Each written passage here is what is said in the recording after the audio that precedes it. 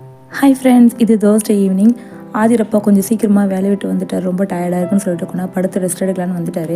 சரி, அவருக்கு டீ போட்டு கொடுத்துட்டு அவரை தூங்க சொல்லிட்டேன். பாப்பாவும் கொஞ்சம் நேரம் தூங்குவா, ஒரு 1/2 தூங்க விட்டுன்னு 2 பேரையும் விட்டுட்டேன். ஆதிரப்பா வீட்டில் இருக்கிறதால எனக்கு கொஞ்சம் ஃப்ரீயாகவே டைம் கிடைக்கும், ரிலாக்ஸாக வேலை பார்க்கலாம். ஸோ வீடெல்லாம் ரொம்ப நல்லா நீட்டாக க்ளீன் பண்ணுங்க. ரொம்ப நாள் ஆச்சு. வர வழி அப்புறம் செல்ஃப் சைடு மொத்தம் நல்லா க்ளீனாக பெருக்கி எடுத்தேன்.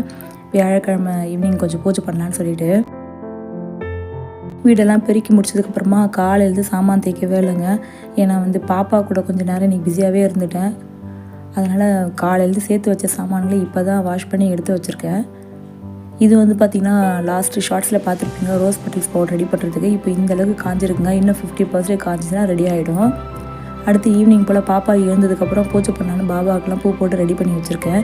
பாப்பா எழுந்தப்புறம் சின்னதாக ஒரு பூஜை போட்டுக்கலாம். அவ்வளோதான் ஃப்ரெண்ட்ஸ். இந்த ஷார்ட்ஸ் கொடுத்த மறக்காமல் லைக் கொடுத்துருங்க. அடுத்த ஷார்ட்ஸில் மீட் பண்ணலாம்.